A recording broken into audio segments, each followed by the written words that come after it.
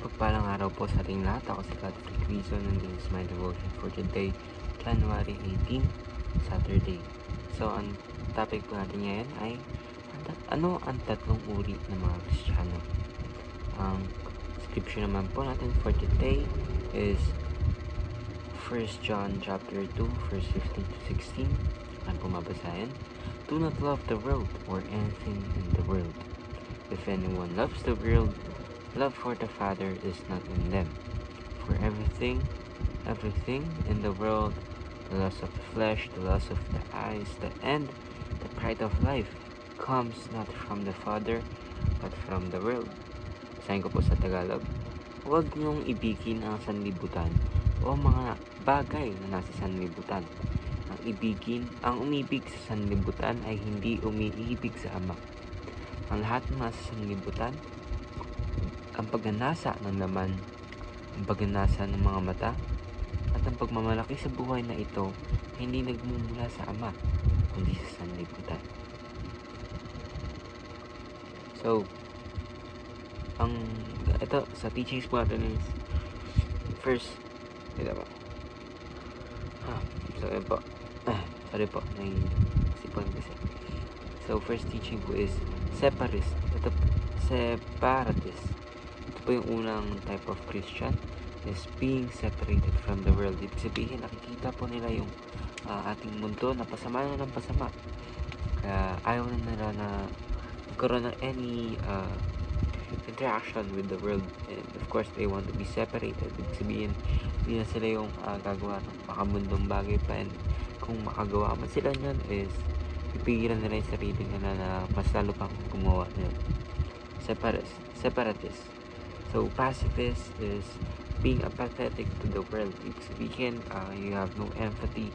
You know that there is God, but wala kang ginagawa na ways para makakapag-contribute, and ayaw mo na i-involve yung sarili mo sa work na ginagawa ng ating Panginoong Jesucristo and sa pagbabago niya sa mundo. So, number 3, yung last is transformationalist, is being world changers. Ibig sabihin, ikaw mismo na gusto mo maranasan na panalo yung blessings natin Panginoon, na gusto mo mabago ka and tumalod sa iyo yung blessings niya, so that marami ka pa pong or marami ka pang instrument ni God para po ipakalat yung gospel, mag-evangelize pa ng mga tao. So first application is do not love the world. Sabihin po dito, hindi po yung physical world natin.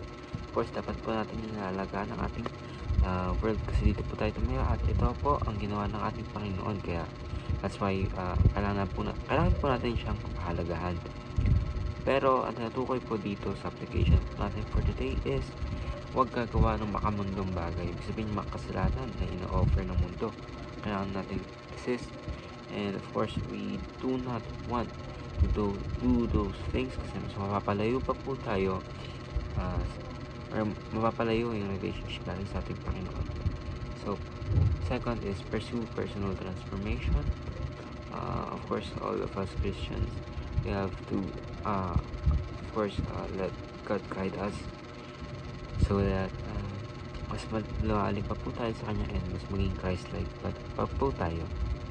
So, number 3 is engage the world with the gospel. Ibig sabihin, of course, pakalat mo ang gospel and sa bawat pagtapak mo sa iyong buhay, sa bawat problem,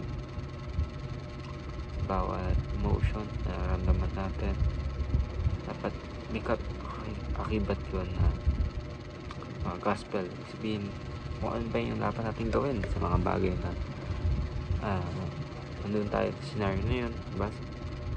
Sa problem yan, we always have the gospel to study and to para makahugot tayo ng lakas. And Tagalog na lang. So, ako si Godfrey Quizon and this is my devotion for today, January 18.